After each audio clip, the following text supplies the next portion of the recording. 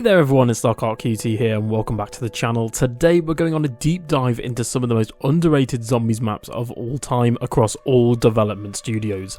We're not just talking about the big names like Kino or Dreisendracht or even Mob of the Dead.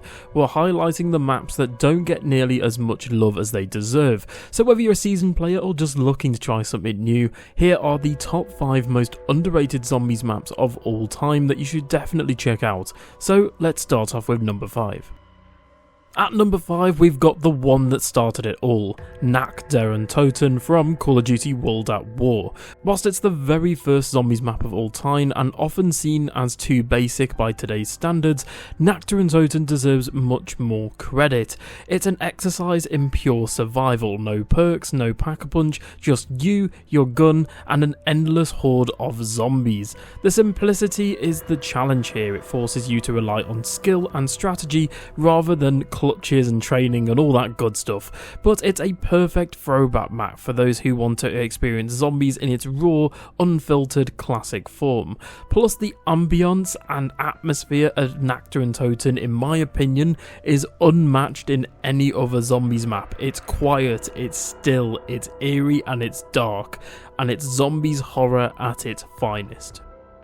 Alright, sliding into number 4, we have Tag der Toten from Black Ops 4. I personally quite like Tag der Toten. As the final map in the EFA storyline, it's often overlooked due to Black Ops 4's mixed reception and gameplay systems, but Tag der Toten is a true gem. A reimagining of Black Ops 1's Call of the Dead, it features a massive open environment with multiple areas to explore, icy waters that can freeze you to death, and some of the most creative wonder weapons in terms of bringing back the Thunder Gun as well as the DG Shaft Shooter. The map also serves as a fitting, emotional send-off to the classic zombie storyline, and yes, it was sad that things happened with Jason Blundell and the team and things were rushed out the door as they were, but it brought an end and closure to the epic saga we all know and love. If you've written off Tag der Toten, give it another try. It might just surprise you, as it did for me back in the day. Tag der Toten is such a great map in my opinion. I actually love revisiting and playing it. You get to play as the Victor's crew, so it's a bit different than playing as Primus or Ultimus, and Tag der Toten also features a fitting send-off for George A. Romero, who sadly passed away before the map came out, amongst other things. Coming in hot at number 3 is Zombies in Spaceland from Infinite Warfare. Now I know what you're thinking, Infinite Warfare zombies? Like IW zombies? Really, LockhартQT? But hear me out.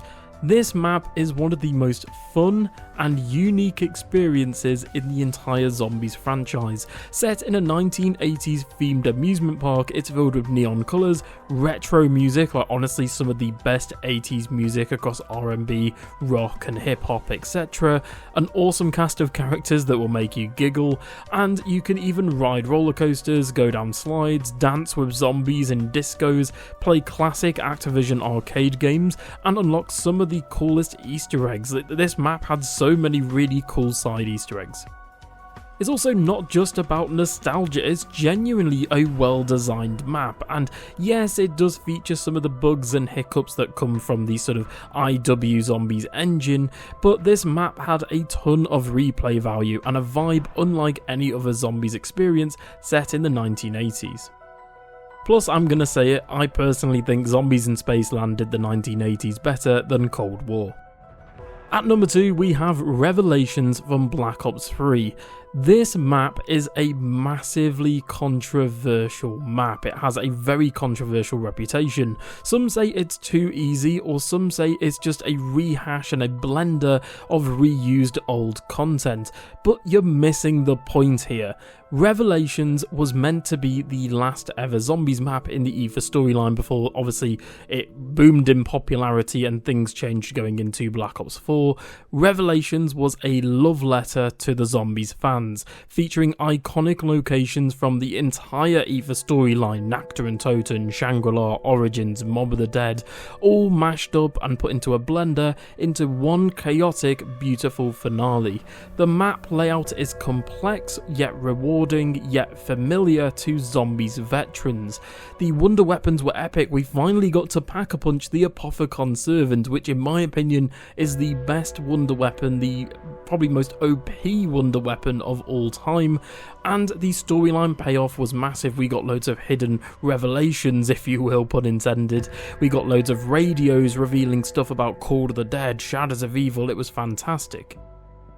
And yes, the ending was very anticlimactic in my opinion, but Revelation offers something for everyone. Whether you like classic maps or modern twists, Revelations is a map that deserves more appreciation for what it tried to achieve, and I think it achieved nostalgia and bringing back old areas brilliantly. Not only that, but you had soundtracks from each of the maps, Verrucht, Shangri-La, Mob of the Dead, Origins, as well as they even included all of the Easter egg songs as well as round change music. It was just all of these little touches around that just made Revelations just feel like a love letter. And finally, our number one most underrated Zombies map of all time. Now, ironically, this next pick is going to be probably the most controversial on the list so far. In my opinion, the number one most underrated Zombies map is Rave in the Redwoods from Infinite Warfare. Now, before you start typing out a death threat in the comment, let me explain. I love 90s music, I love rave culture, I love going to raves. This map is an absolute blast. It's a lot of stuff that I love in my personal life thrown into a Zombies map taking place in the 1990s in an abandoned summer camp with horror film-esque areas, and it just has a crazy twist. You start with melee weapons and the map is filled with neon lit forests, eerie cabins when you go into rave mode, and even a trippy rave scene with psychedelic effects that really shake up the standard Zombies formula. The atmosphere is unlike anything else in Zombies. It's both creepy and fun with a great mix of horror and humour. The Easter egg quest is challenging yet rewarding, plus it has a very low entry for casual players, and the map's creative design keeps you coming back for more, with in my opinion one of the best training spots in all of Zombies being the actual stage where the rave takes place. Some of my favourite childhood music with some of the 90s rave bangers are on this map, and unfortunately I can't play any in this video as I'll just be copyright claimed into oblivion. However, I really recommend just going and playing Rave in the Redwoods. Even if you haven't tried Rave in the Redwoods, you're missing out on one of the most unique Zombies experiences so far. It's definitely not perfect and it has its issues, but it's a map that I personally really love. So there you have it, my picks for the top 5 most underrated Zombies map in Call of Duty history. Obviously I missed a few off here like Call of the Dead, Shangri-La, Zetsubo, and who knows, maybe I'll even do a part 2 video to this video.